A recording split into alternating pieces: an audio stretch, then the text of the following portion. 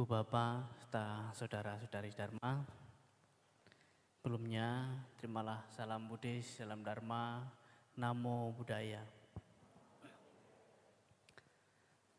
Pada kesempatan siang hari ini, Bapak Ibu telah melakukan penghormatan, puja penghormatan terhadap Buddha, Dhamma dan Sangha, sebagaimana rutinitas ataupun hal-hal yang diperlukan dilakukan pada umumnya masyarakat beragama, begitu juga dengan kita sebagai umat Buddha,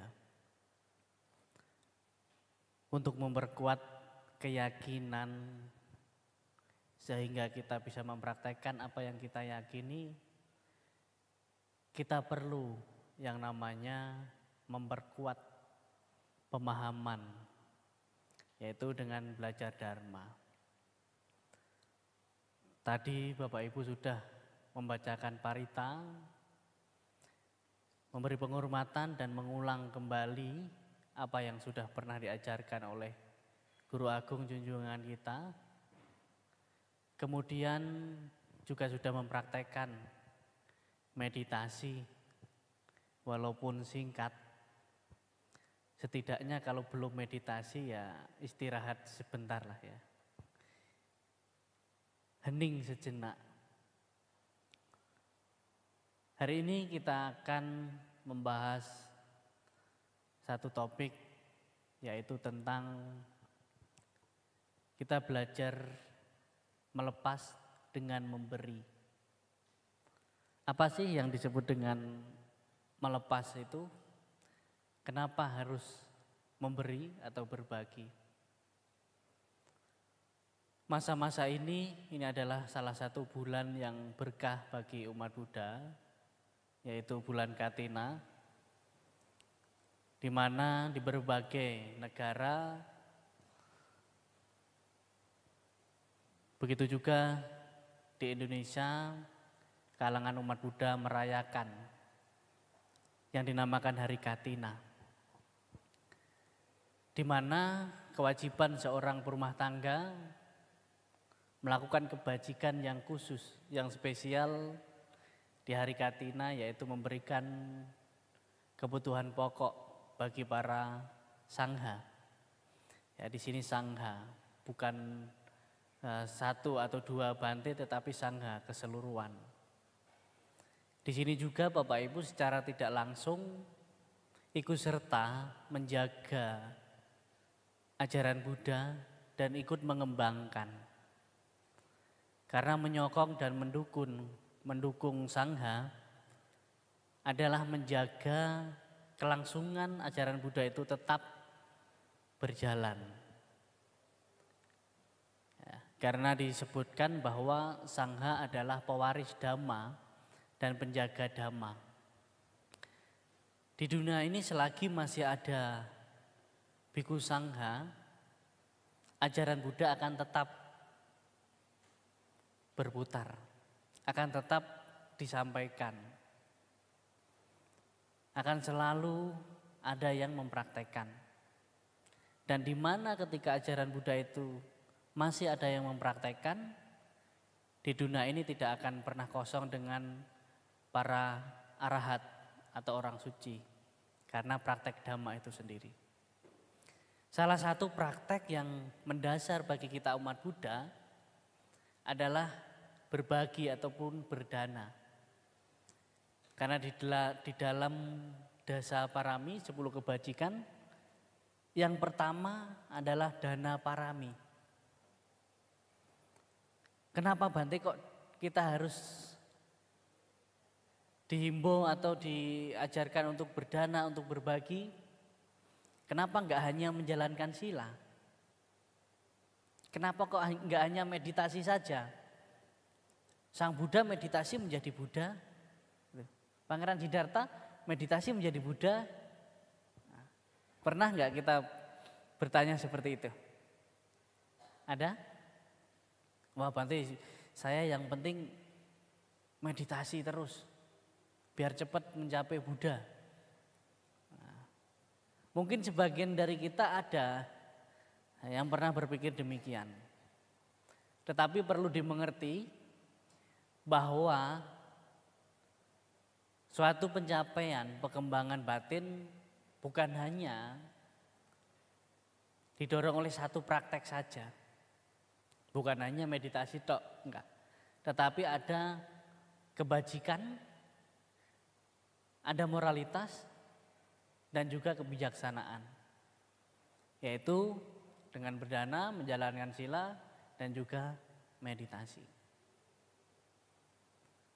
Dan yang lebih mudah dipraktekkan dari 3 praktek ini,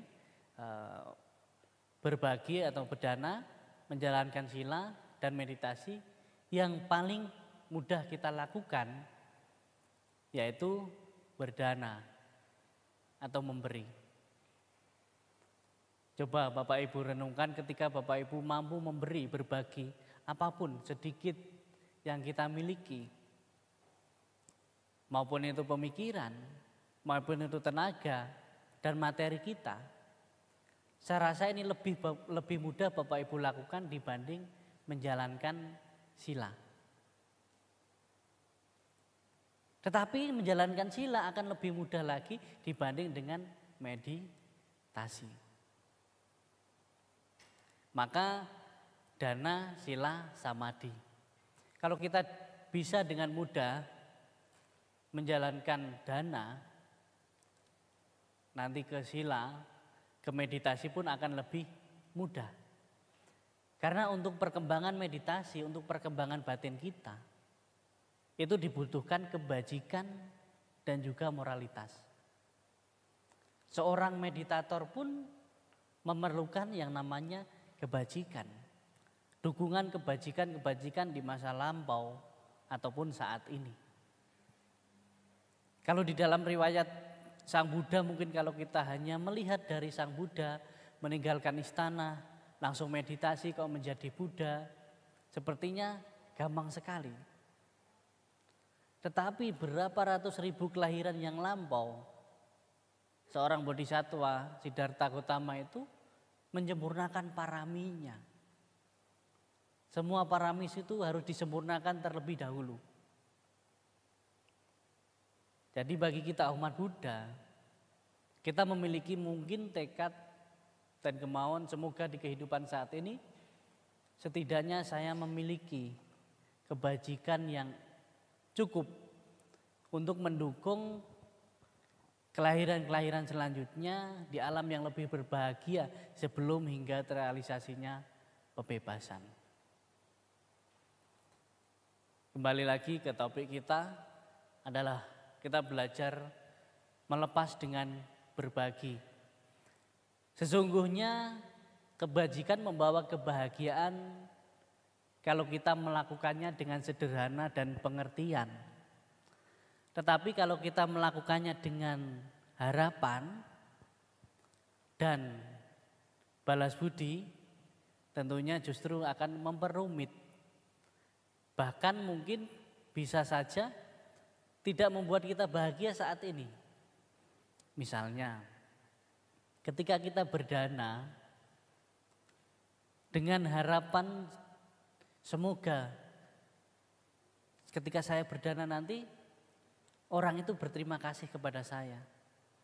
Semoga saya mendapatkan nama baik. Semoga saya bahagia. Nah ini, semoga saya bahagia. Padahal Bapak Ibu, di dalam kriteria untuk melakukan dana sendiri tidak perlu semoga, tetapi syaratnya bahagia itu sendiri. Maka sebelum Bapak Ibu berdana, diharapkan untuk bahagia sebelum memberi. Kemudian bahagia saat memberi dan bahagia setelah memberi. Syarat untuk bahagia saat berdana adalah bahagia itu sendiri. Nah, kalau sebelum berdana kita harus bahagia, munculkan perasaan bahagia di dalam diri kita. Dan saat memberi kita bahagia, Dan setelah memberi, kita juga harus bahagia. Maka efeknya juga nanti akan kebahagiaan di kemudian hari dan kehidupan yang lebih baik di kemudian hari. Bukan hanya saat ini sekarang. Lawang saat ini kita sudah harus bahagia kok. Tapi kadangkala kenapa kita tidak bahagia? Kita yang merusak kebajikan kita sendiri. Semisal, oke, mungkin kita bisa bahagialah sebelum memberi ya. Saat memberi juga bahagia. Tapi setelah memberi, kalau harapan kita tidak terpenuhi, keinginan kita tidak terpenuhi, nanti jadinya kita kecewa. Kita protes. Ah Bante, katanya kalau orang sering berdana itu misalnya usahanya lancar, kehidupannya sukses dan lain sebagainya. Kenapa saya tidak? Kalau sering berdana katanya ayu wano sukang balang, sehat, panjang umur. Kenapa tidak? Ini yang sering muncul. Tetapi kita tidak sadari Bapak Ibu. Saya sering menjelaskan ini. Sering umat Buddha protes dengan apa yang dilakukannya sendiri. Wah Bante, saya sering ke wihara, sering berdana, sering meditasi. Kehidupan saya kok malah banyak masalah. Saya kok enggak bahagia. Bapak Ibu pernah merasa seperti itu? Pernah? Coba jawab dengan jujur, pernah merasa seperti itu? Pernah ya? Saya rasa sebagian besar lah. Tetapi kita tidak pernah menyadari, tidak pernah berpikir bahwa saat kita ada masalah, saat kita mungkin dalam kondisi yang tidak baik, kita tidak pernah berpikir, untung saya melakukan kebajikan, untung saya ke wihara, untung saya berbuat baik. Kalau tidak, mungkin kehidupan saya lebih buruk dari sekarang. Ini jarang kita ingat. Dan lagi ketika kita dalam kondisi yang bahagia, berhasil, sukses, kita tidak mengingat bahwa ini juga hasil dari apa yang kita lakukan. Hasil kebajikan kita di masa lampau dan saat ini.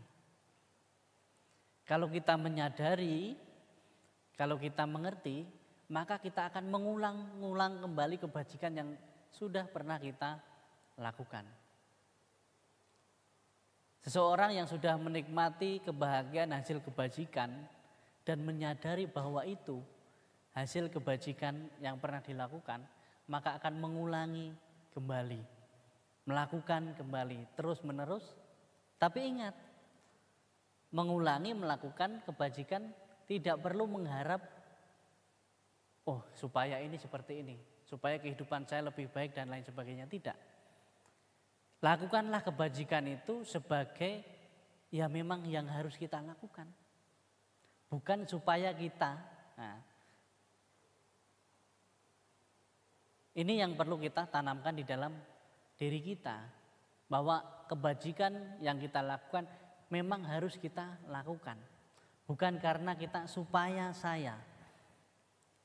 Nah, kalau kita sering supaya saya mungkin sukses, mungkin bahagia dengan kebajikan yang saya lakukan sekarang ini, sering kita kecewa.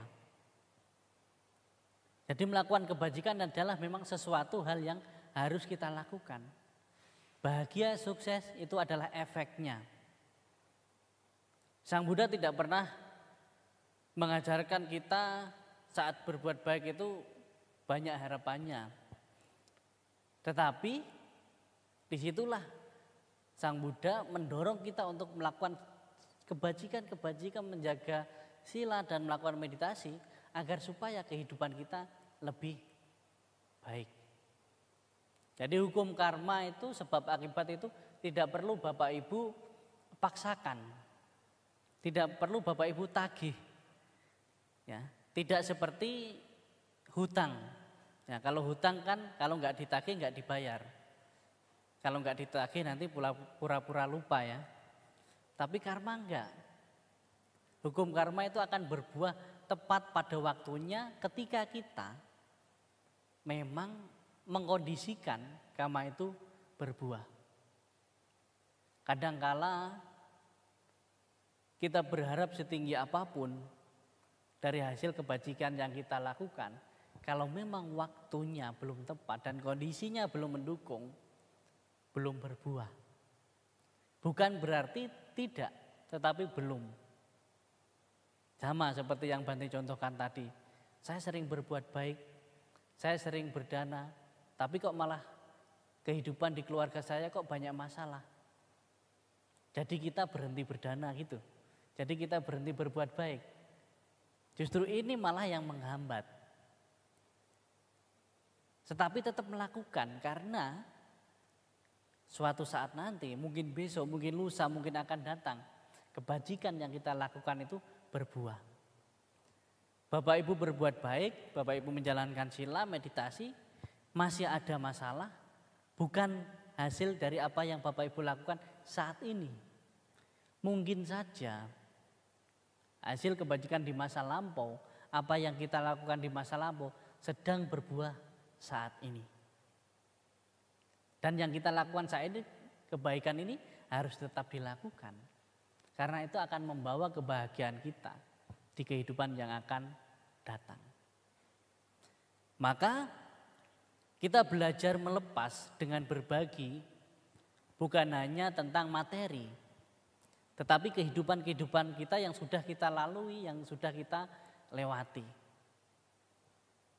Sering kita sulit melangkah, sering kita takut melakukan sesuatu karena kesalahan kita di masa lalu, karena ketidakberhasilan kita di masa lalu, sering menghambat kita. Misalnya kita sudah berusaha, sudah melakukan kebajikan, tetapi kehidupan kita kok masih seperti ini. Jadi kita malas untuk melakukan lagi. Ini yang menjadi penghambat praktek-praktek pengembangan diri kita. Tetapi teruslah melangkah.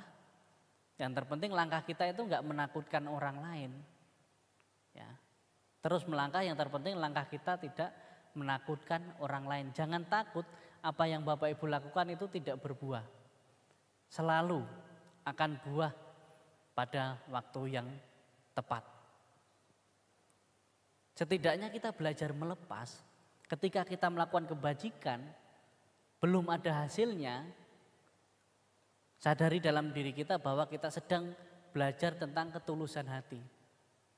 Ketika kebaikan dan kepedulian kita tidak dihargai orang lain, disitulah kita sebenarnya sedang belajar tentang ketulusan hati, tentang kerelaan. Karena kita berbagi, kita melakukan kebajikan itu salah satu latihan kita untuk belajar melepas apa yang sedikit ada di dalam diri kita. Bahkan yang kita anggap itu milik kita, yang sebenarnya tidak milik kita, itu kita belajar melepas. Misalnya kita berdana, berbagi, itu sarana kita belajar melepas keterikatan yang ada di dalam diri kita. Tidak semata-mata supaya saya bahagia, supaya saya sukses, tidak. Tetapi kita belajar melepas sedikit keterikatan di dalam diri kita yang kita anggap itu milik kita. Seseorang yang sering melakukan kebajikan, yang sering berbagi dengan ikhlas, ketika kehilangan sesuatu di dalam dirinya ataupun kehilangan sesuatu yang merasa kita miliki, kita akan lebih mudah mengikhlaskan, merelakan. Karena kita akan sadar bahwa segala sesuatu sebenarnya tidak ada yang benar-benar milik saya, punya saya. Segala sesuatu yang berkondisi akan mengalami perubahan. Maka bagi orang-orang yang kikir, yang susah berbagi, sedikit kehilangan apa yang dimiliki sangat menderita. Karena merasa ini milikku, ini punyaku. Kenapa ini pergi dariku? Kenapa ini hilang dariku? Ya, karena keterikatan yang begitu besar. Jadi kadangkala penderitaan dari kehilangan bukan karena kehilangan harta benda, tetapi karena keterikatan kita terhadap apa yang kita anggap milik kita. Ya. Maka salah satu sederhana untuk kita tetap bahagia ketika kita mendapatkan saat kita memiliki dan kehilangan adalah menyadari bahwa apa yang sekarang menjadi milik saya sesungguhnya bukan benar-benar punya saya, benar-benar milik saya. Ya. Ini yang perlu kita latih di dalam diri kita. Tetapi ingat ketika itu masih ada bersama kita jaga, kita rawat, kita pergunakan sebaik mungkin. Apapun itu, harta benda, materi, apapun itu. Tetapi ketika kehilangan itu, perpisahan itu ada, di situ kita belajar tentang melepas. Sebenarnya pelepasan itu salah satu mendasar di dalam praktek agama Buddha itu sendiri. Bahkan kita untuk melakukan dana sendiri, berbagi sendiri, salah satu kuncinya adalah ikhlas melepas. Dengan ikhlas tanpa terikat dan mengikat. Ya. Kita memberi harus benar-benar melepas tanpa terikat dan mengikat.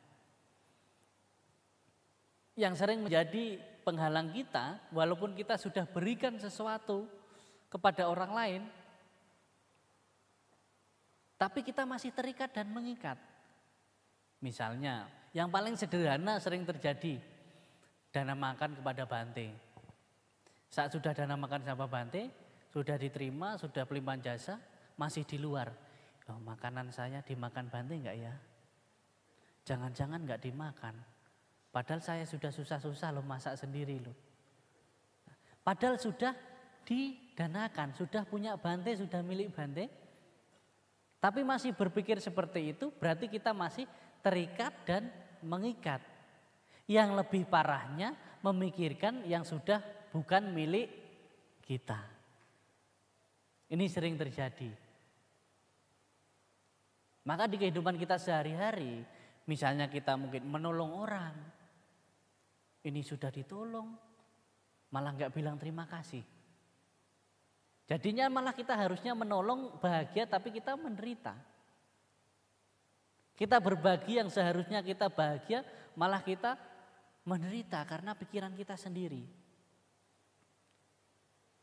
Bapak Ibu, satu hal lagi yang ingin saya sampaikan ketika kita berbagi ataupun berbuat baik ataupun menolong orang lain, satu hal yang harus kita lakukan yaitu berterima kasih.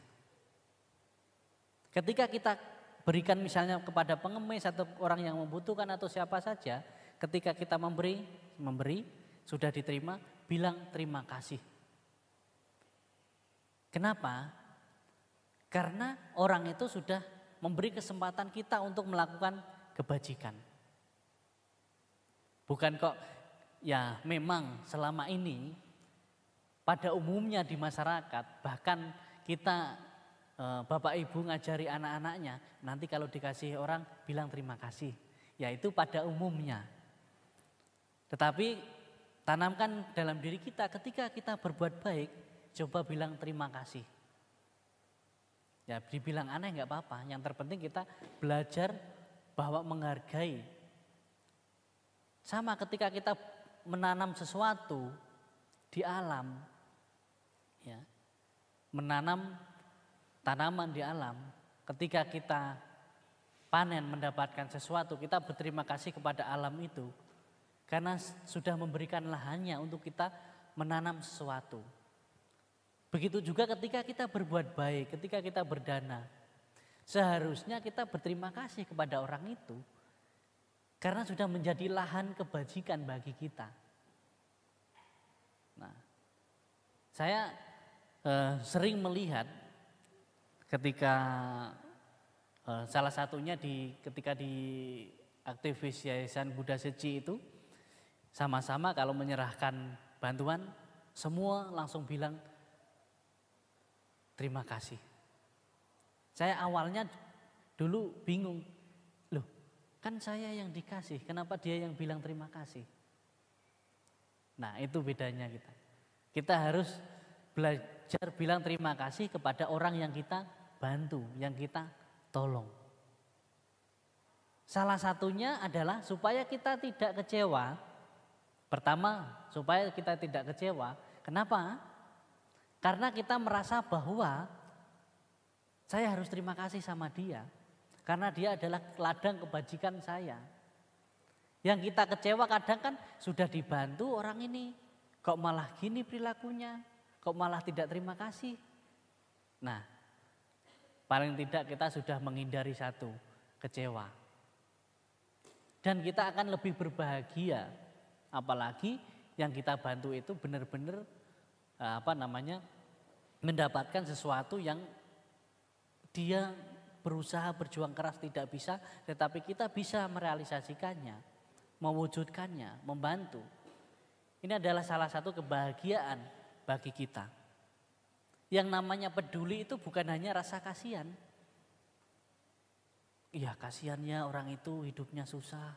Kalau hanya kasihan, ya nggak bisa mengubah. Yang namanya kita cinta kasih. Kita sebagai umat Buddha, salah satu sifat apa? Cinta kasih. Kalau sudah cinta, ya dikasih. Kalau cuma cinta saja, nggak dikasih, pasangan bapak ibu pulang ke rumah orang tuanya. Ya kan?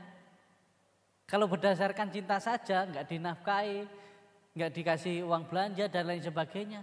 Nah, namanya juga cinta kasih. Kalau kita peduli kepada orang lain, memiliki rasa cinta kepada orang lain, kepada semua makhluk, ketika orang itu menderita, ketika dia kesulitan, ya kasih sesuatu, setidaknya bantuan yang dapat membangkitkan orang yang kita kasihani itu lebih berbahagia. Nah, kepedulian itu tidak hanya sekedar kata-kata, tidak hanya sekedar semoga kamu bahagia, tetapi sebisa mungkin kita membuat penyebab kebahagiaan bagi orang lain. Ingat, cinta kasih, kasih sayang. Kalau udah Bapak Ibu kasih, pasti orang itu akan lebih sayang. Kalau enggak dikasih sayang saja, enggak mungkin. Namanya juga kasih sayang kan. Kalau Bapak Ibu udah kasih, walaupun enggak perlu ngomong, pasti orang itu akan baik sama kita. Kalau almarhum Gus Dur dulu bilang, kalau kita membantu orang lain berbuat baik, tidak akan pernah tanya apa agamamu. Sama, kalau Bapak Ibu sering memberi, sering berbagi kepada orang di sekitar kita yang membutuhkan, enggak perlu bicara, enggak perlu baik-baik, dibaik-baiki, pasti dia akan lebih menjaga kita, akan cinta kepada kita, akan menghormati, menghargai kita karena rasa cintanya. Itu tadi, kalau cinta kasih, kalau udah cinta peduli ya dikasih. Kalau kasih sayang, kalau ingin mendapatkan rasa sayang dari orang di sekitar kita, ya kasih sesuatu yang membantu mereka. Ini bukan balas budi, tetapi ini memang real hukum alam, sebab akibat yang harus dilalui. Kalau Bapak Ibu mau bahagia, lakukan sesuatu. Bukan kita hanya berjanji, pokoknya kalau saya sukses, kalau saya bahagia, saya nanti akan berdana. Sering kan ada yang seperti itu kan? Pokoknya saya punya tekad, kalau saya nanti ini sukses, ini berhasil, saya akan berdana. Kalau kita sebagai umat Buddha, justru sebaliknya. Kalau kita mau lebih baik kehidupan kita, justru sekarang di sini saat ini kita melakukan sesuatu yang menyebabkan itu terjadi. Ya, kembali lagi pada belajar melepas dengan berbagi. Tidak ada orang yang miskin karena berbuat baik, karena berbagi. Mungkin harta benda kita berkurang, tetapi ada yang bertambah, yaitu kebajikan kita. Mungkin tidak terlihat, tetapi akan terasa. Mungkin tidak sekarang, mungkin akan datang. Mungkin tidak selalu membawa kebahagiaan di kehidupan saat ini, karena kehidupan kita yang lampau bisa saja lebih buruk dari saat ini yang kita lakukan. Mungkin yang akan datang. Kebahagiaan kita, keberuntungan kita bukan karena doa-doa kita, bukan karena harapan kita, tetapi karena action atau perilaku atau sesuatu yang kita lakukan yang membawa keberhasilan dan kebahagiaan. Harapan-harapan saja, doa-doa saja, itu kita akan haus dengan kenyataan.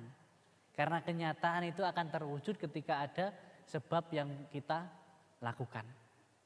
Mari kita bersama-sama selalu tanamkan dalam diri kita bahwa kebajikan hal yang harus kita lakukan, berbagi adalah hal yang harus kita lakukan, karena cara sederhana untuk belajar melepas adalah dengan berbagi. Tanpa kita pernah berbagi, maka akan terlalu banyak keterikatan kita pada sesuatu yang kita anggap menjadi milik kita. Si pelaku kebajikan akan bahagia di kehidupan saat ini, kehidupan yang akan datang, bahkan akan membawa di kelahiran-kelahiran yang lebih baik lagi. Kebetulan bulan-bulan ini masih saat-saat bulan Katina. Ini salah satu kesempatan Bapak Ibu melakukan kebajikan. Ya, semoga dengan apa yang Bante sampaikan bisa sedikit memberi pemahaman, sedikit memberi pandangan yang baik-baik, disimpan, dipraktekkan, yang kurang bermanfaat cukup merasa pernah didengar saja. Mungkin sekian yang Bante sampaikan. Akhir kata, Namo Buddhaya.